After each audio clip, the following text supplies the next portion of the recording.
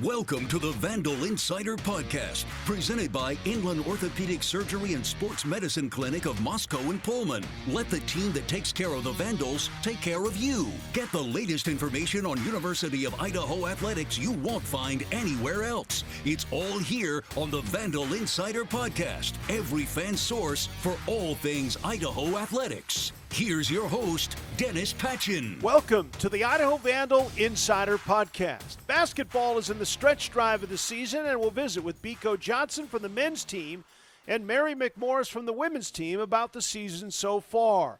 Also joining us on this Idaho Vandal Insider Podcast, track athlete Rhyann Madden. She set a school record last week. We'll visit with her, and women's golfer Zoe Newell, who leads the Vandals as they are just a few weeks away from the women's spring season opener. This Idaho Vandal Insider Podcast is presented by Inland Orthopedic Surgery and Sports Medicine Clinic of Moscow and Pullman. As the Vandals team physician, orthopedic surgeon Dr. Matt Taylor cares for elite athletes, weekend warriors, and everyone in between. Let the team that takes care of the Vandals take care of you. Welcome back to the Idaho Vandal Insider Podcast. We are now joined by a member of the men's basketball team, Biko Johnson, and thanks for being here. How are you? I'm great. Thank you for having me. We appreciate you being here. I know that some of these questions that if people listen to the Coach's Show might be the same, but I'll ask you some different questions. Did you ever what was the sport when you were 8? 8 years old? That you wanted to play? When you're thinking of sitting around, or maybe 10, what's like, this is what I want to do when I'm 25? Really, my first sport was soccer, so I fell in love with that at a young age. Every time, my parents, they're taking me to a soccer tournament every weekend. That was my biggest passion from 8 to up to 15, and then I started playing basketball. So, when did basketball become part of your life? Honestly, I didn't start taking it serious till my senior year in high school. So I'm a late bloomer. I always played, but I didn't really take it serious till my going into my senior year of high school. Was basketball something just to do between soccer? It was really like a pastime, just stay in shape, good agility, you know what I mean? Get me ready for the soccer season, to be honest. But in high school, basketball and soccer in the same winter season, so you kind of have to choose which one you want to play. How did soccer become your game? Was that your dad's game? Was that your mom's game? Was that their game? Yeah, so my dad was a football player. He really wanted me to play football, but being a kid, you don't want to do what your dad wants to do, you feel me? So you want to have your own path. So I'm like, soccer. Neither of my parents had a clue what soccer was, so I just wanted to do that. And then from there on, I just fell in love with it.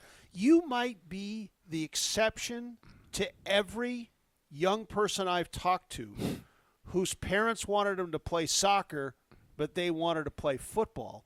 Really? Your parents wanted you to play football, and you play. Did you ever play football? Well, I played obviously I played a little tag football in the park leagues. But I never put a helmet on. I never played tackle football. Just flag football when I was 8 or something. Yeah, just for fun. Did the high school coaches try to get you? Yeah, they tried. Okay, so this is a crazy story. Look, I'm gonna tell y'all right here. All right, I was going into my freshman year. My dad was like, "Hey man, just go to the freshman tryouts." I went. He drove me to the tryouts. I seen how big they were, and I was like, "Dad, take me home. Take me home. I want no parts." And then from there on, I was like, "Yeah, I'm going to stick with soccer." I didn't like football, so I never touched the helmet, never touched the pad. How good a soccer player were you, or do you think you could have been? Do you think you could have played college soccer? Oh, for sure. Most definitely. I was playing club soccer. I played with the LA Galaxy Academy for a couple years. I was playing travel club soccer in some pretty good tournaments. I was pretty good at soccer, honestly. And then basketball bit you, right? Basketball was I feel like basketball, there was more resources from the environments where I came up on, where soccer, we didn't really have as much resources. You kind of had to already be in that field, at that space, in order to get exposure for college as far as soccer-wise. So, yeah. You started at Nebraska, Omaha, then you went to Fort Lewis. You wound up here. How did your path take you to Idaho? Ooh, that's a good question. Wild path. just the connections that I built from Omaha, Fort Lewis, all those coaches, I just remained good friends, like made those connections, and luckily I was able to find those connections here to Idaho. So you grew up in California, and then you go to Omaha, Nebraska to start your college. How much of a weather shock, culture shock was going from L.A. to Omaha? Bro, it was insane. Like first day in Omaha, it was so windy. It was like 0 degrees. Like the first winter that hit me, they say my legs are ashy now. When I was in Omaha, my legs were so ashy. Like I've never seen them so white ever. Like it was insane. Like crazy. So the weather in Omaha stinks, and where do you go? You go to Fort Lewis, which is even worse. Yeah, I mean, I would say Colorado weather is better because like where we were, the snow didn't stick. Okay. In Omaha, the snow sticked and it was windy. So you got the worst of worst, you know. At least in Colorado, we were in the mountains, so like the wind wasn't as bad. So it was just straight cold, right? You can deal with the cold, but when the wind starts picking up, you get like 20, 30, 40 miles per hour winds. That's when it really gets like you really feel the cold right there, like honestly. How did you wind up at Idaho? You had 1 year left, right? Mm-hmm. How did you wind up here? Okay, so Coach James, my coach, the assistant coach for my team last year on Fort Lewis, he was connected with Matt Jones here, and they already had a connection built. So just asking around those coaches, they know each other. They said I would be a great fit for the program, and luckily I was blessed with this opportunity. Alex told me, Pribble, the head coach of the Idaho men's team, that when he added you this year, you were something this team was lacking last year. What do you think you brought to this team that they didn't have last year? Yeah, I feel like I just bring my own energy, my own swagger, my own sense of belief. We all come from different backgrounds, and just my background, my experience from where I came from, I feel like it's a really good fit for this program. It's a little pop, something like not a lot of people, I can bring to the table. So I feel like. Are you a bad man on the basketball court?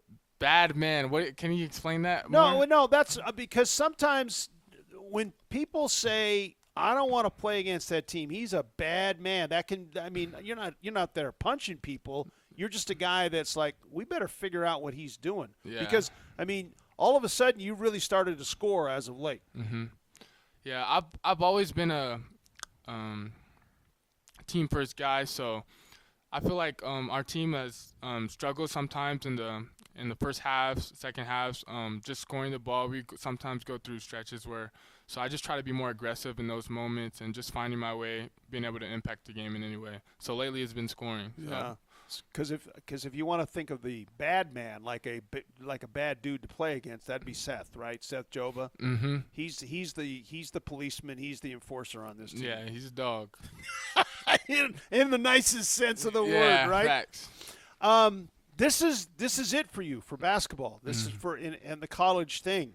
Is there a sense of urgency right now with a dozen games left before the tournament? For sure. We're gonna go out there every single game like it's our last. Every time you step on the floor, you want to make the most of it. You're going to give everything you have. So that's the mindset we're going to every game. Is there a sense of urgency for you? Because this is your last chance? Honestly, my mindset, every time I step on the floor, I want to just kill everything in front of me. Like, I want to dominate everything in front of me. I want to make sure, like, after the game, I put it all out there. I gave everything that I have. I have no regrets. So that's really my mindset in every game. We talk every week on the Coaches Show, and you've been on that before, on how good this league is. And sometimes people roll their eyes when people say that. It's like, come on, it can't be that good. But I've been around this league for a long time. Honestly, I think 1 through 8, you could get beat. Yeah. That's true. Coach Pribble said it. You can win against any team and you can lose against any team. You just got to bring your best every night. Yeah. You've already graduated. You're working on your master's, hoping to finish that before the end of this year, the end of this school year. When you were an 18-year-old kid sitting at home trying to figure out what you wanted to do and said, okay, basketball is going to be my deal. Mm-hmm. Did you ever think you'd have an undergraduate degree and a master's degree when you walked out of college? To be honest, no shot.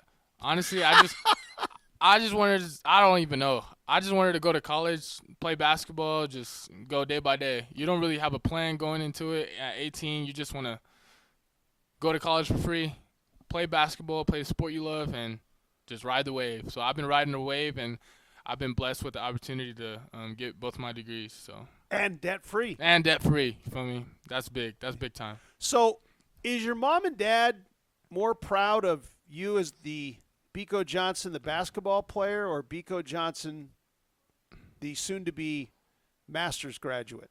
I would hope they're proud of both. I would hope they're proud of both. Okay, they have to pick one. Oh, probably the student, honestly. My mom is like education, education, education. Like during high school, middle school, elementary school, I've never gotten a C in like any of my classes, like ever. I graduated with a 4.0. Like before I was even playing basketball, I was just gonna go to school just to go to school. Like I got accepted into Stanford. Like I was just gonna go to school. Like before I even started playing basketball. But I was blessed with the opportunity to go JUCO at the last minute, like late August, and it was just right place, right time. Yeah. How was that when you told your parents you weren't going to Stanford? That couldn't have been an easy conversation. Yeah, it wasn't, but it was kind of during the time of COVID, so it would have been online anyway. So my parents were kind of like, well, if this doesn't work out, you can still go to school, at the end of the day. So they kind of just gave me a little chance, and I made the most of it, I guess. So you were valedictorian in your high school, huh? Valedictorian? No, because there was more there's some elite cats in my high school, but I was up there. I was a high honor roll every year in high school, and wow, yeah, good for you. Do you think that's made you a better basketball player, being a great student? I would say so. Yeah. What are you going to do next year? I want to pursue the professional basketball. I want to play at the highest level possible. Wherever God takes me, I'll be riding the wave, And And whenever the basketball is over, whenever that might be, you've got all this degree to fall back on. For sure. Biko Johnson, men's basketball team. We're going back to Colorado on Thursday. Let's go. You been to Greeley? Oh, did I tell you? My JUCO coach is actually the assistant coach at Northern Colorado. Really? So it'll be nice being able to compete against them for sure. That'll be fun. Have you been to Greeley before? I have been to Greeley before. Okay, and then Flagstaff on Saturday. We appreciate the time. Thanks for joining us. Always a pleasure to visit with you, and good luck this week. Thank you. The men will start a 4-game road trip this weekend as they head to Northern Colorado for a Thursday night game and then a Saturday meeting with Northern Arizona. This Idaho Vandal Insider podcast is presented by Inland Orthopedic Surgery and Sports Medicine Clinic of Moscow and Pullman. When he's not caring for the Vandals team physician, orthopedic surgeon Dr. Matt Taylor provides the same MVP orthopedics care to our entire region. At Inland Orthopedics, our team is your team. Welcome back to the Idaho Vandal Insider Podcast. We are now joined by a member of the women's basketball team, off to a great start this season, Mary McMorris. Thanks for being here. How are you? I'm good. How are you? I'm good. What is it like to play on a team that's really good and winning most of their games? It's fun. I mean, I come from like a championship winning culture, so just to keep that going, it's fun and exciting to do. When you get into a game and you're playing on a great team, that mentality of we are gonna win is there, not we're hoping to win. No, I think every day we go out and it's not like we think we're just better than everyone. So like we still have to play hard, and because everybody's gonna give their best to us every day. I mean, I feel like before January hit, we proved ourselves that we are one of the best teams in the Big Sky. So I think it was just proving that every night and not letting it slip. How fun is this? Now, I asked this question because you played on this is your fourth university that you played at. You Yes. played at Northern Arizona, then Santa Barbara, then Valdosta State. Now you're at Idaho. Yes. How fun is this team to play on? It's so much fun. I mean, we have so many pieces. I feel like it's so hard to guard. Like, it can be anybody's night.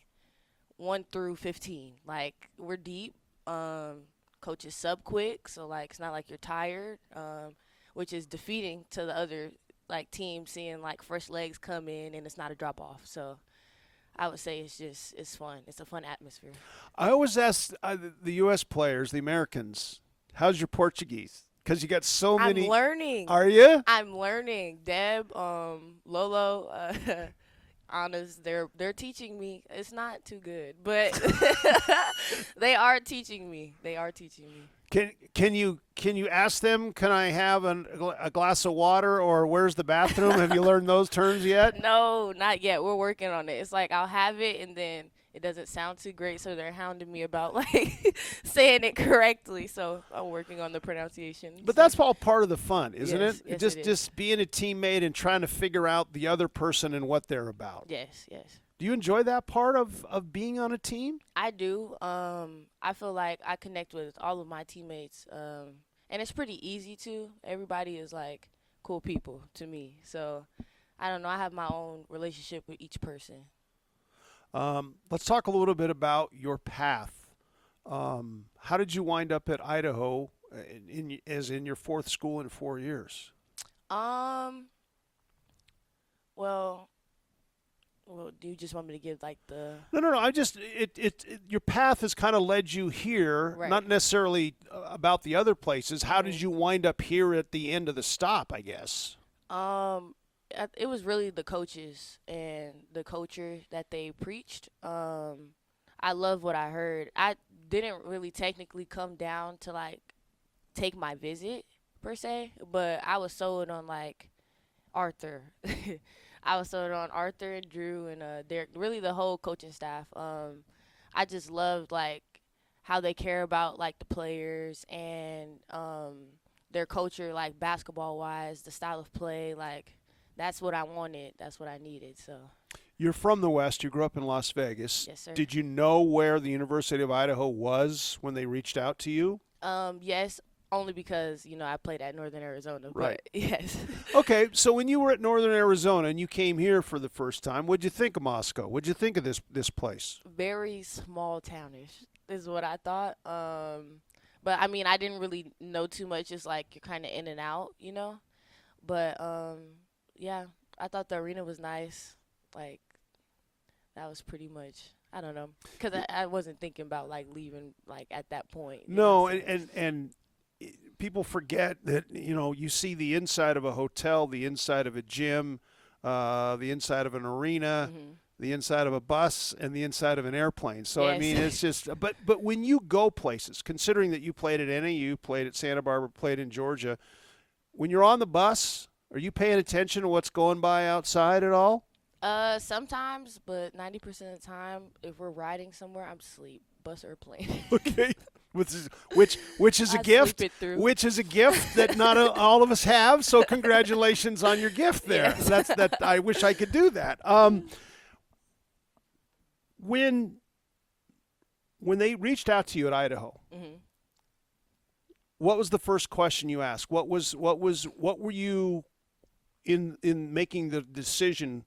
What were you most interested in? What were the questions you were asking that led you to come here? I would say like the style of play, like all around, and defensively, like that's big for me because I'm more of a like defensive player. So that style and like how quick of like basketball we were playing, like it's not like we have shackles on us while we're playing. Like it's free basketball, we just flow. And I love that. So I felt like that's what I needed over the past years, and that's what they were willing to give. So. Yeah. Sounds like an easy decision then, if that's what they were doing, what they were looking for. Yeah.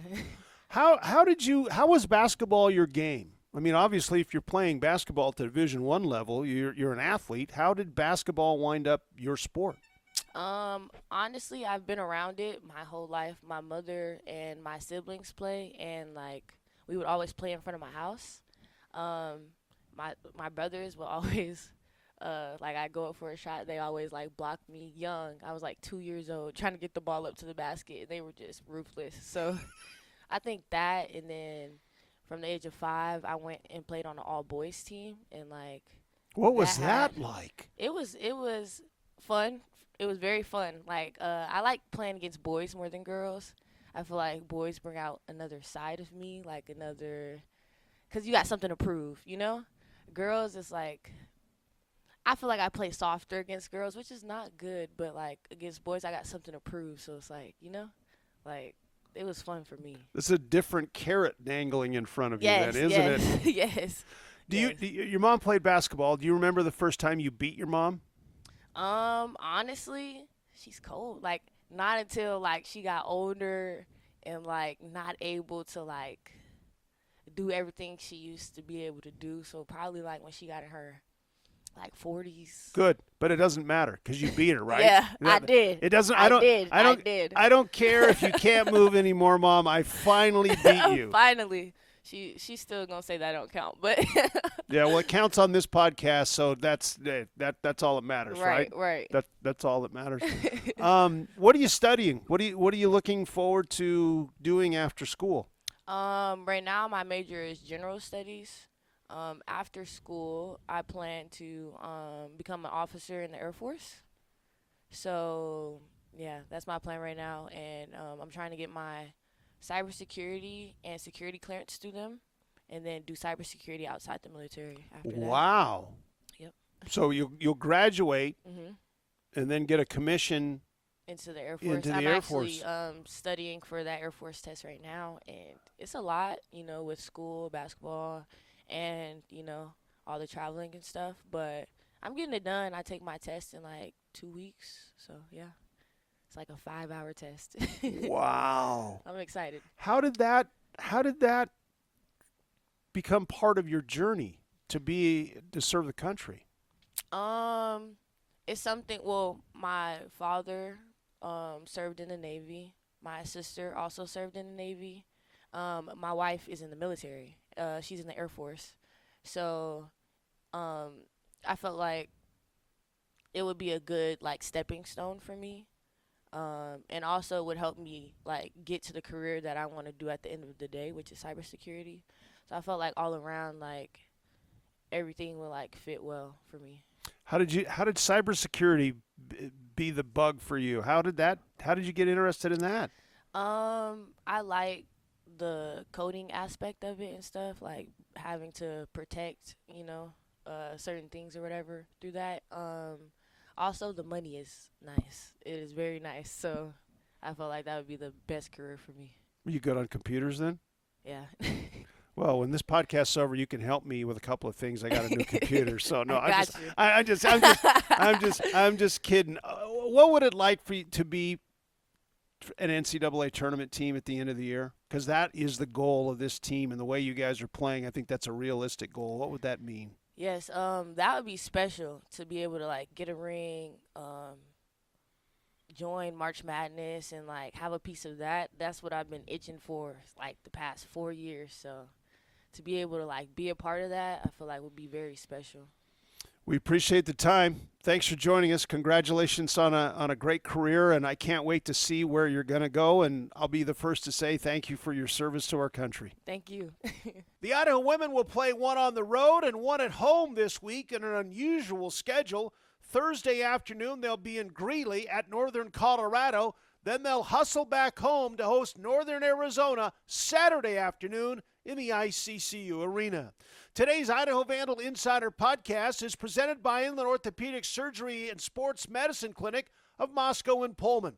As the Vandals team physician, orthopedic surgeon Dr. Matt Taylor cares for elite athletes, weekend warriors, and everyone in between. Let the team that takes care of the Vandals take care of you.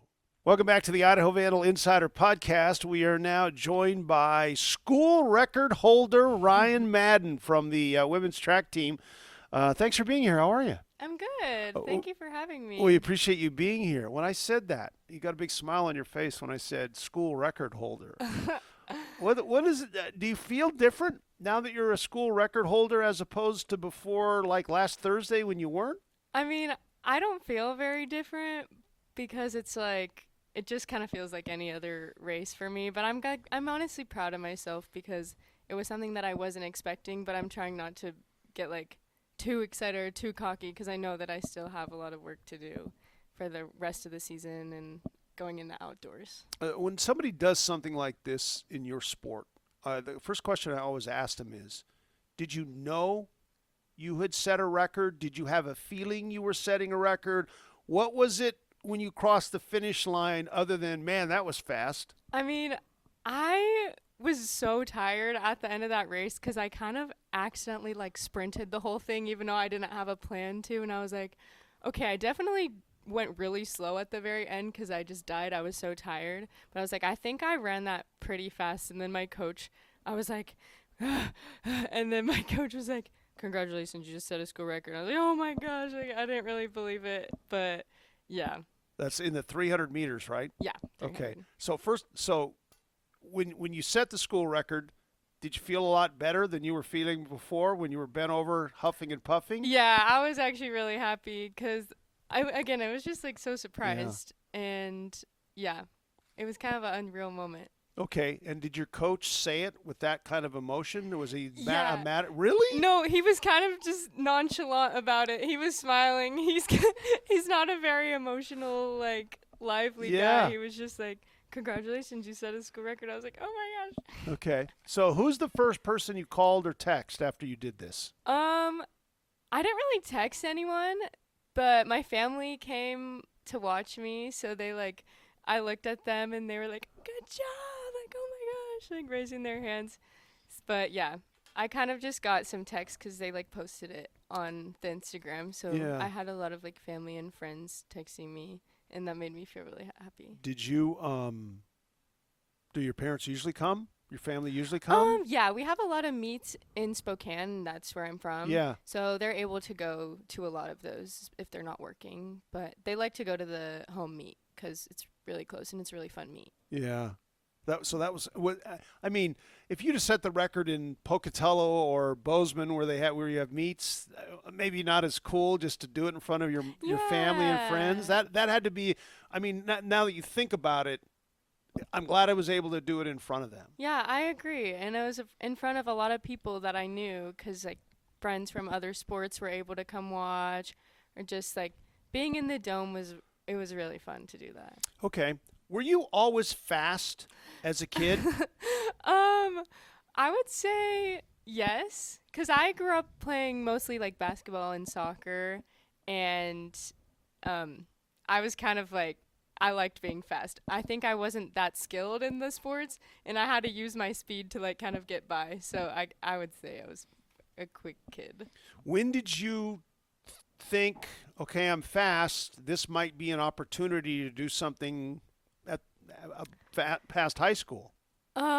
This is kind of funny because I didn't even consider doing college track until my senior year. Like my basketball season ended, it was the winter, and I didn't really think I had a future in college basketball, and I was like, I'm not quite good enough to do track in college, but if I really like lock in my senior season, then I could probably go somewhere. And I kind of worked really hard. I didn't have the best times, but I ended up getting recruited here by a coach that's not here anymore. But I'm super lucky to have been able to come here because it was not in my plan. So it was a good opportunity. So were you a basketball player then who was just running track for something to do in the spring? Yeah, it was kind of more just for fun for me. And then in my kind of junior and senior year, I was like, okay, I think I might have a future in this. But yeah, basketball was definitely my favorite sport, and I still love basketball. Okay, for those of people who don't know, Rhyann is from Spokane, and they have a new indoor facility called the Podium in Spokane that we have seen 3 of the conferences hold their indoor track meets. What do you think of that facility in your hometown as a runner? It's so nice. I actually never got to run in it before being in college, and I kind of wish I would have because I didn't really know too much. But it is a really nice facility, and there's a lot of really good teams that go there and perform really well, and the track is really fun to run on. It's very bouncy. for most of us, a track is a track is a track is a track. It's, you know, it's an indoor track or it's an outdoor track, but that's not right, right? Yeah. Tracks are they're different. all really different. Indoor, outdoor, flat, banked. Yeah. So it just depends where you're at. So how do you prepare for the next meet depending on where you are? So, for example, like this weekend, we're going to be back at the podium, back on the bank track. So I just have to prepare like running sideways, basically, because you kind of have to, you go basically up a hill and down a hill. So you have to kind of run a little more aggressively up the hill and turn a little more, and then kind of let your momentum carry you down the track. But not all tracks are like that, like the Kibbe Dome. So I don't really have to think about that. But I've been kind of mentally preparing, thinking about like my next race, how I'm going to climb up or climb down. Flat tracks are pretty much what everybody grows up running on. Yeah. When you ran on a bank track for the first time, what was that like?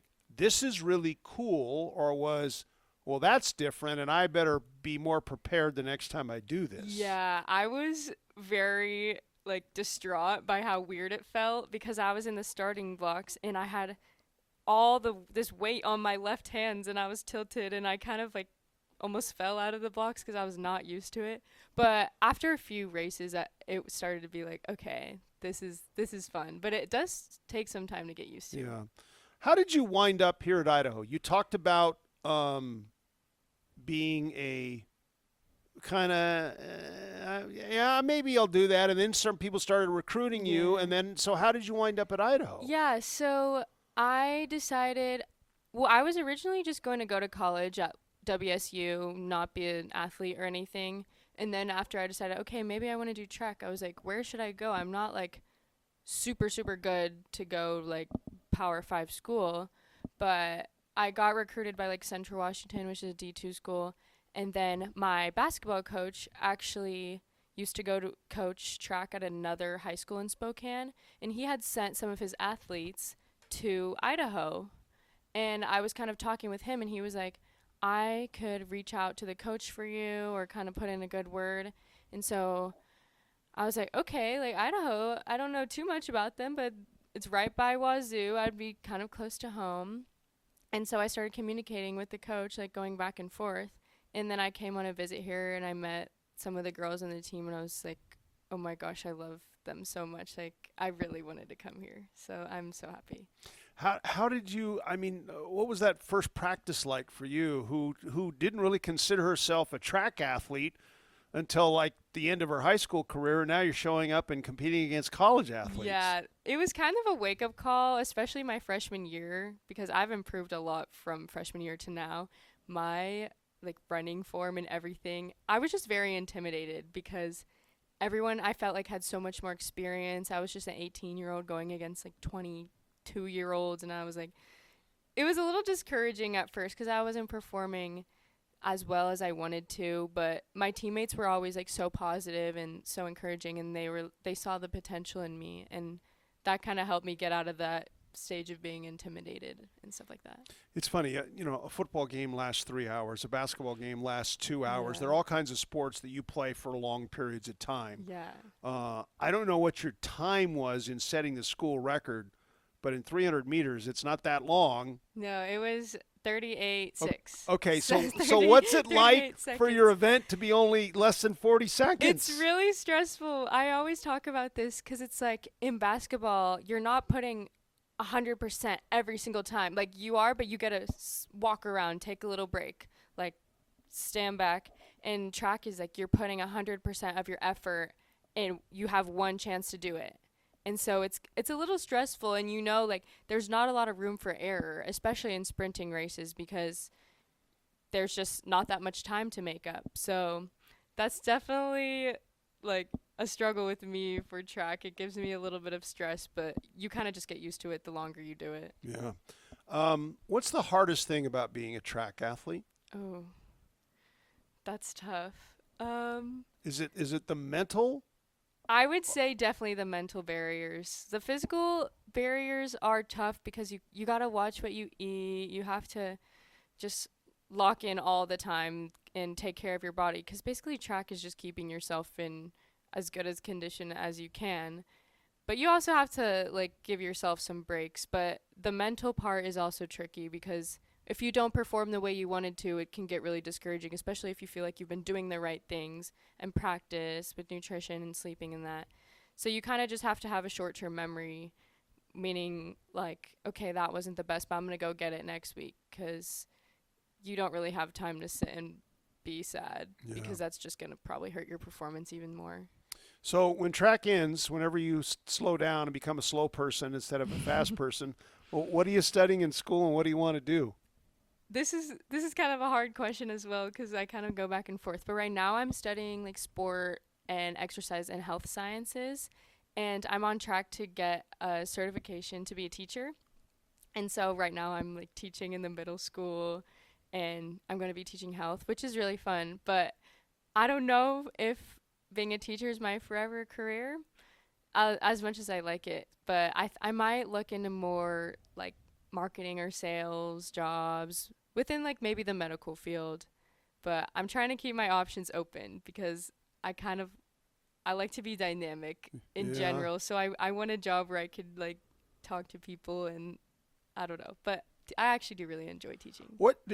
Is there a teacher in your family? No. Or my aunt and uncle are teachers. Okay. But none of, like, my parents are not. But my aunt and uncle were elementary and middle school teachers, and they're just the best. And I feel like they made a big difference in people's lives, and I feel like that's a really cool thing. So you said you're teaching in the middle school now? Yeah, I'm starting like a practicum. Okay. So I get to teach little lessons and units, but I don't start officially like student teaching till next year. Okay. But it's been fun. Middle school is definitely a funny age. It is. My wife was a middle school teacher for 25 years. Wow. So what she subject? taught art. Oh, She was an art teacher. Yeah. And yeah, it's the middle school is the most unique group of kids because sometimes they're 5 and sometimes they're 25, and you just don't know which one you're going to get from time to time. Last question for you. You do 2 sports here. You do indoor track and outdoor track. Yes. Okay. Do you have a favorite one of the 2? Oh, that's tricky. Well, outdoor I do a different main event because I do the 400 hurdles, and they don't have that in indoor. And I think I have the 400 hurdles is kind of what I think about when I'm doing track. Like, this is my event that I'm training for.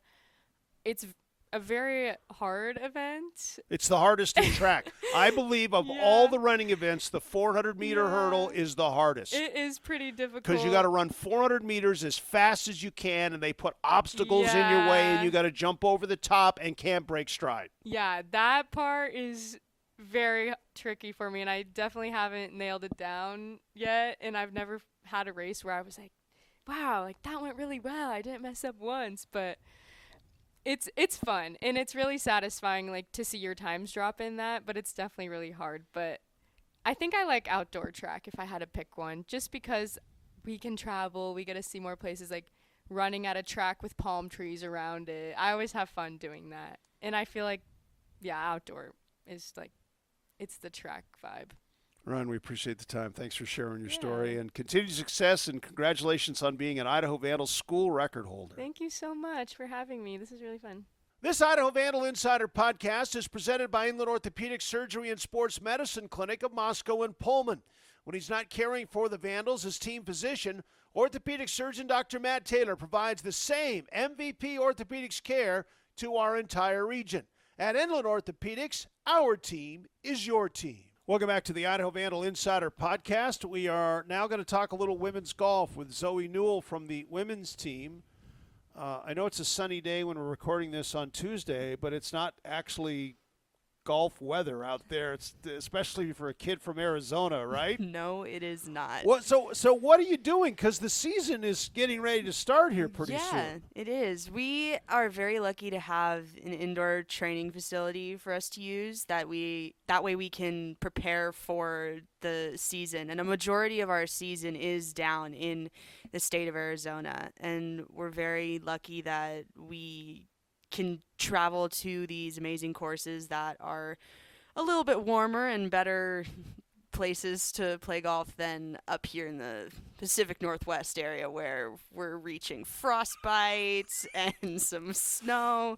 But yeah, we've been preparing, we've been in practice, and we're ready to get out there and tear it up on the course this year. How long are you able to go and play outside here? We play outside here as often as we can. The course up here, the Vandal golf course, we play up until the very last day, until Michael Wagner, the head golf professional, says we are closing the course.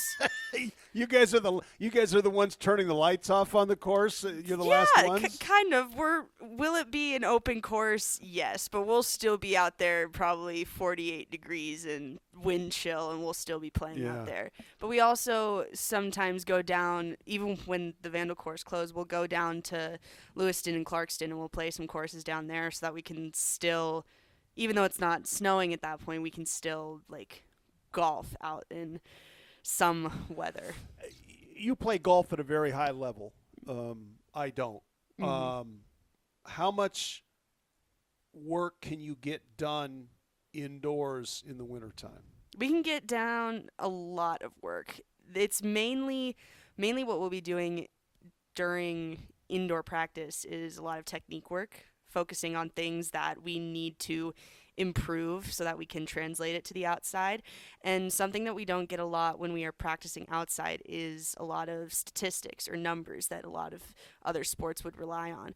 So we would use TrackMan is what we use. We would use it to do some shot analysis, see how far we're carrying the ball, see how far it's rolling out, look at our launch angle, our club speed. All of those are factors that we don't have access to when we are outside all the time. So when we're inside and we're in the indoor facility, we can use all that information to tweak our swing, make sure that we're using every ounce of energy that we can to show it out on our swings out on the course. Is it a lot of video work then in the winter time? Sometimes. It depends. We can use video. Not a lot of us do, but it's mainly just the system of TrackMan that we use. It can track an estimate of what our ball flight will look like, and then we'll use that to then close our face, adjust our grip, try a different swing path if we need to. And all of those numbers are very significant to get to the point of us wanting to make those changes out on inside. I mean this only in the nicest sense of the word. Mm-hmm. Is golf a stupid game? Sometimes. I'm glad you said that. Sometimes. It depends on what you mean by stupid. Sometimes there will be stupid choices that you make. No. I mean in the fact that when you think about the game itself, you can do everything right and still not have it go your way. Yes. Yeah. It's definitely, while yes, we are on a team and we are playing for the team of Idaho, it's an individual sport, and if you make a mistake out on the course, it is pretty stupid, and you take the mental note of well, that was a stupid choice that I just made. I just made a very stupid decision, and that's probably going to either cost me a hole, cost me a round, cost me the tournament. So I'm glad you say it. It makes more sense coming from somebody who is a really good player than somebody who is not a very good player. You kind of got turned around. I mean, you're a junior this year. Yeah. You kind of got things rolling at the end of your sophomore season. Yeah. Where all of a sudden you were in the last 4 events in the fall, you were the leading scorer. In 2 of the last 4 events in the spring, you led the team, including an 8-under at the Bobcat Desert Classic, which was not ridiculous, but an unbelievable score. What happened? What changed a year and a half after being here? I don't know. I think it just, my competitive fire went under, I lit a more competitive fire than I've had in my freshman year. I definitely went through some mental health changes, I would say, from freshman to sophomore year, and I made those because I thought they would be better for my game. And evidently it showed on the paper, it showed on stats, and it shows in my game and like how I'm seeing myself play out on the courses that we play.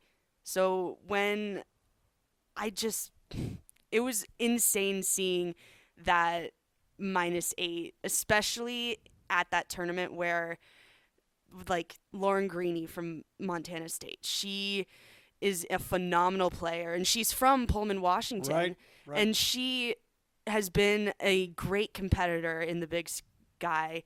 And then you just, after seeing her do a win after a win after a win, you're like, wow, I want to do that. I want to share a little bit of that competition, and I want some of that medals on my name.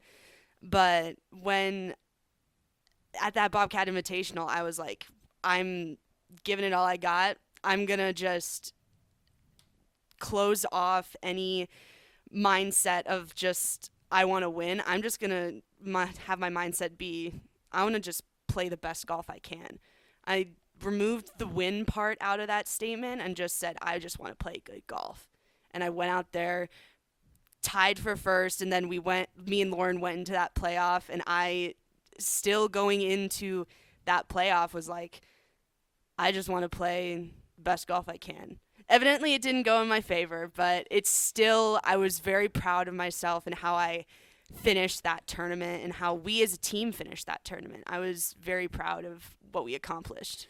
Do you think being a sophomore and being used to all the other things that come with being a college student, it wasn't your first year anymore? It was your second year. You're more comfortable in the community. You're more comfortable at school. You've got your friends base set up.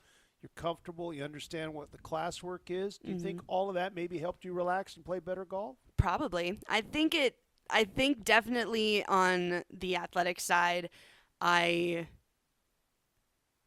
helped with the transition. I definitely knew what I was getting into. I knew like who our competitors were going to be. I knew what they focus on and the risks that they take out on the course. But I definitely think I was still being my normal self in the classroom, still asking for questions from professors and instructors, still going to office hours, still going to tutors. Like I was still doing everything that I was doing freshman year, because you're sometimes taking classes from professors that you've never taken a class from. You're going to buildings you've never been before, and you're taking risks in the classroom saying like, oh, I really want to get this grade to where I want it to be so that I don't have to stress about it in a practice or in a tournament. So being in the classroom and academically was very similar to what it was freshman year stress-wise, but I kept it under control, and I made sure to just keep on asking instructors and professors questions. That shows a level of maturity that most of us don't get until we're not 19, but maybe we don't get until we're 30 or 40. Yeah. Was golf always your game? Did you play? Did you do anything else? I definitely, at a very young age, when I'm talking young age, I'm talking like middle of elementary school. Okay. I went through many different like passions for sport or activity. And I did basketball, I did soccer, I was doing like competitive dance. Like I was pretty active, and I don't think I think for probably from second grade to fourth grade, I didn't have a singular like school best friend play date because I was so busy after school with practices and all these other functions that I was going to. But when I got older and I started to make that transition from elementary school to middle school, I was like, okay, I'm not the best at soccer or basketball. I can probably like wing it, but I'm not going to be like where I would expect myself to be. And so I just put more time and effort towards golf and I just kept on hanging out and hitting balls and practicing, taking lessons. And playing holes with my grandpa because he got me and my sister into the game. I just stuck with golf, and it stuck by me up until now and continuing on for as long as possible. I was going to ask you, usually for somebody to be a golfer, there's usually somebody that takes them for the first time. Mm-hmm. You don't usually get mom dropping you off at the golf course and become a great golfer. No. So it was your grandpa? It was my grandpa. He always wanted to have a shared activity with his grandkids, no matter what it was, whether it was mowing with the tractor on the farm that he had back in Oregon. But he, when I was probably 5 years old, he mentioned that he was going to go to his club and have a golf lesson because he was probably getting back into his, in quotation marks, prime of golf. But I just had this inkling in my mind and saying I want to go with you. I want to go and I want to see what it's like. Me being 5 years old, thinking it was a good idea to go. Do you remember that day? I do, and my grandpa remembers it as well. So he goes and he's taking his lesson from the coach, and I be having the clubs be as tall as me because I'm such a short thing. I take probably an iron of some sort, and I just go to the hitting bay next to him, and I just start swinging the club and mimicking my grandpa and mimicking the shot that he's having. And then his coach stops their lesson for a bit and watches me. And then he asks my grandpa, can I work with her? She has a natural swing at only 5 years old. Can I work with her? And that's where it started. Wow. Yeah. You have an old soul. I get that a lot from my teammates. That's why they call me Mama Bear. Yeah, but I think that's a really good thing. Yeah. You have wisdom that your age does not allow you to in the classroom or on the golf course. Maybe it's because you were good at 5. And it's just, yeah. I've been doing this sport for, what is it? I'm 21 now, so 16 years. And I'll never stop loving it because I guess I am that old soul. What there's the school part of this. Mm-hmm. What are you studying? Mm-hmm. Now, here's the crazy thing is we talk to football players or basketball players or volleyball players. That all ends someplace, even if they're great late 30s, okay? Mm-hmm. Golf does never end. Yeah, and because of my major, it's probably never going to end. So what is your major? What do you want to do? So here at the university, we're very lucky that the University of Idaho is one of 16 schools that offers the professional golf management program. And I am, along with 2 of my other teammates, are one of 5 women in our probably 85 program size. And I am very grateful that I was given the opportunity by Coach Young when I was getting recruited to continue my passion for golf outside of sports and in the classroom. And so I'm very lucky that even after I graduate, golf is still going to be a part of my life. And no matter what it would be, if I'm coaching a team at a college level or just coaching another young girl who wants to be in the golf world like myself, golf will always be a part of my life. Do you want to be a PGA professional running a club? Because if you do, you never get to play golf again. That's the old joke with PGA professionals. That is the joke, but through my internships over the past couple years, they always find time. Okay, so even if it's 6:30 at night and there's probably 25 minutes of sunlight left, they'll still get 3 holes in, and that's still enough to keep yourself loose and keep yourself loving the game. Okay, I have one other question. Yes. And I want to ask you this because we've had a lot of people who listen to our podcast, I'm sure, get a hole-in-one before. How many holes-in-ones do you have? This is shocking. Yeah. The answer is 0. Okay, so you don't have a hole-in-one. I don't have a hole-in-one, but I do, however. You have an albatross. I have an albatross, which is more rare. 2 shots on a par 5. 2 shots on a par 5. An albatross is more rare than a hole-in-one by like the quintillions in ratio. I got that not fall of 2025, fall of 2024 in Eastern Washington's tournament. That's at the Creek at Qualshan, right? Yeah. Do you remember the hole number? It was the last hole. It's 18. You hit it over the ravine. Okay, this interview's over because I've never hit it over the ravine. And the thing is like I hit the same club on both of those shots. At the same, my tee shot was with my 3-wood because if I hit my driver, it would have gone in the ravine.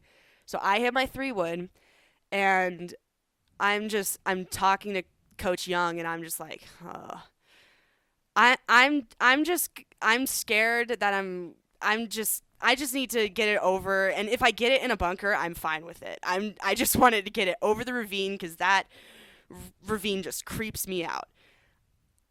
I pick up my 3-wood again, and I'm like, I just hit this club. I know exactly what swing to hit, where to aim, just get it over. And so I step up, I do my pre-shot routine, I hit, and I see that it lands somewhere on the green. I'm totally fine with that. So I'm like, great, it's up there, I'm done. I then put my club in my bag. I start walking to the bridge to cross the ravine, and then there's like a peanut gallery because I was in the very last group of the first day. There's a peanut gallery of probably University of Montana, Eastern Washington, and then my team. And I just hear everybody screaming probably 15 seconds later after I put my club in my bag. And I'm like, what just happened? And then everyone's yelling from the top, like 200 yards away, it went in the hole. And I'm like, what? That's crazy. Yeah. How does that was probably the most insane shot. And I didn't even get to see it go in the hole because it's so high. But it's still very nice that I get to have that on a little stat sheet saying, hey, I got an albatross. That's kind of cool. I don't think we've had many of those at the Creek at Qualshan on number 18. I'll tell you that right now. So, yeah. Zoe Newell, thanks for being here. We appreciate the time. It was fun to do this, and good luck on your season. And hopefully you get some warm weather where you get outside before the thing really gets rolling here. Oh, yeah. We're praying for some good weather down in the valley. So thank you so much for having me. That's going to do it for this week's Idaho Vandal Insider Podcast. Thanks to all of our guests for joining us this week. Don't forget to join us every week for the Idaho Vandal Coaches Show, live from 42 Bar Kitchen in Moscow, 6 o'clock Pacific, 7 o'clock Mountain Time on the Idaho Vandals Radio Network. I'm Dennis Patchin saying thanks for listening, and we'll see you next time for another edition of the Idaho Vandal Insider Podcast. This has been the Vandal Insider Podcast, presented by Inland Orthopedic Surgery and Sports Medicine Clinic of Moscow and Pullman. Let the team that takes care of the Vandals take care of you. Get the latest information on University of Idaho athletics you won't find anywhere else with the Vandal Insider Podcast. From in-depth conversations to game previews, the Vandal Insider is every fan's source for all things Idaho athletics.